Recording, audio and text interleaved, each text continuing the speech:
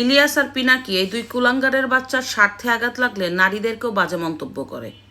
শেষ পর্যন্ত এই কুলাঙ্গারের বাচ্চা ইলিয়াস যে গার্মেন্টসের নারী এদেরকে নিয়েও বাজে মন্তব্য করেছে।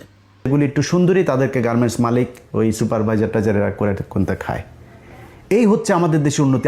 কুত্তার বাচ্চা, তুই যেভাবে গার্মেন্টসের নারীদেরকে অপমান করলি যে গার্মেন্টসের নারীরা নাকি যারা সুন্দরী তারা কি বলে অপারেটর যে সুপারভাইজার পিএমটিএম এর সাথে খারাপ সম্পর্কে জড়ায় যায়। তুই কি দেখছিস শুয়ারের বাচ্চা? তুই কি আসছিলি যে গার্মেন্টসের মেয়েরা খারাপভাবে সবার সাথে খারাপ সম্পর্ক করে? বাংলাদেশে 20 লক্ষর উপরে পোশাক শ্রমিক বিভিন্ন গার্মেন্টসে কর্মরত অবস্থায় আছে। সবাই কি খারাপ? কুত্তার বাচ্চা, তুই তো এখানে কিছু উল্লেখ করস নাই। তুই বলছস যেগুলো সুন্দর এগুলি মনোরঞ্জন করে সুপারভাইজার পিএমজিএম এর সাথে।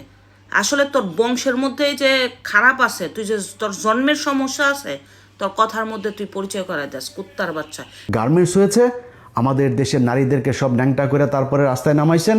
সারাদিন না খায় থাকে, না খেয়ে থেকে তারপরে সেখানে প্রতি মাসে 5,000, 7,000, 10,000, 15,000 বেতন পায়। মাস শেষে পুষ্টিতে ভোগে, বিয়ে হয় না, বাচ্চা হয় না।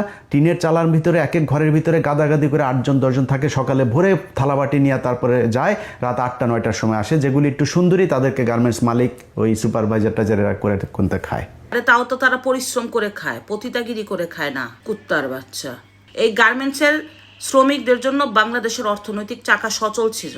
কুত্তার বাচ্চা, সবাই কি খারাপ রে তোর মতো? তুই এই গার্মেন্টসের একটা মেয়েরে বলস নাই, তুই পুরো গার্মেন্টস শ্রমিকদের বলছস পতিতার সন্তান। এরপরে আবার তুই বলছস 71 সনে যারা ধর্ষণের শিকার হয়েছে তারা নাকি পতিতা। এই যে কদিন পরে বাল দিবস আসতেছে, একটা বিজয় দিবস। আওয়ামী লীগের কারো মা বোনরে যদি নাকি পাকিস্তানিরা লাগায় যায়, তোরা তালিকাটা আমার কাছে দিস, আমরা খোঁজ খবর নিব, নিয়ে তারপর দেখবো তোর মা বোনদের ভ্যাজাইনাল চেক আপ টেকআপ করায় তারপরে নিয়ে আসবো না, দেখবো না কি হয়। তারা পতিতা নাকি তুই পতিতার সন্তান? তুই কি দেখছস? কারণ তুই পতিতার সন্তান দেখেই তো তুই 71-এর ঢালাওভাবে তুই যারা ধর্ষণের শিকার হয়েছে তাদেরকে তুই খারাপ মন্তব্য করেছস।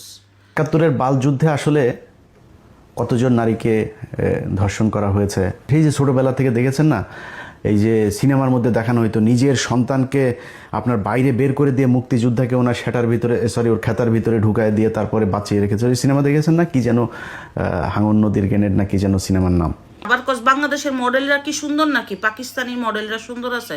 পাকিস্তানের মডেল দেখছি ভাই, মডেলও যদি সুন্দরীও দেখতে চাই, এই যে আমাদেরকে যে মানে বঞ্চিত করা হয়েছে, বঞ্চিত আগে করা হয়নি এখন করা হয়েছে। বাংলাদেশের ফকিনির বাচ্চারা তোদের মতো মডেল দেখে তো আমাদের এই ফেসবুকে আমাদের সময় নষ্ট করতাম। আমরা মডেল দেখতে পারতাম পাকিস্তানি মডেল, ওইটা হয়তো আমাদের মডেল। দেখছিস ওদের কোন দিক থেকে যাবি পাকিস্তানের সাথে বল? তো পাকিস্তানি মডেলরা সুন্দর, তুই পাকিস্তানে থাক। তুই আমেরিকায় থাকস কে ফকিনির বাচ্চা? আমেরিকায় না থেকে তুই পাকিস্তানে জাগা। এরপরে তোর বিরুদ্ধে যেই কথা বলুক তার সম্বন্ধে তুই বাজে মন্তব্য দিয়ে ফেসবুক স্ট্যাটাসে ছাড়স কেন? কুত্তার বাচ্চা, তোর একমাত্র সূত্র হয়েছে মেয়েদেরকে বাজে মন্তব্য করে ঘায়েল করা। এটাই হচ্ছে তোর লক্ষ্য। মানে তুই নিজেই তোর পরিচয়টা দেস, তুই পতিতার সন্তান, তোর জন্মের ঠিক নাই। পাকিস্তানের অধীনে তোর বংশের কেউ ওইখানের ক্যাম্পে চেয়ে মনোরঞ্জন করছে, নাহলে তুই বাংলাদেশের নারীদেরকে এত বাজে মন্তব্য করলি কেন?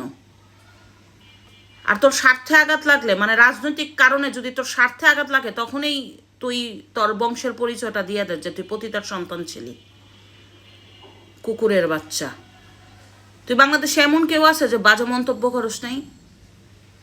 শাওন, ঠিক আছে, শাওনের নামে করলি, শাওন না হয় আওয়ামী লীগের কথা বলে।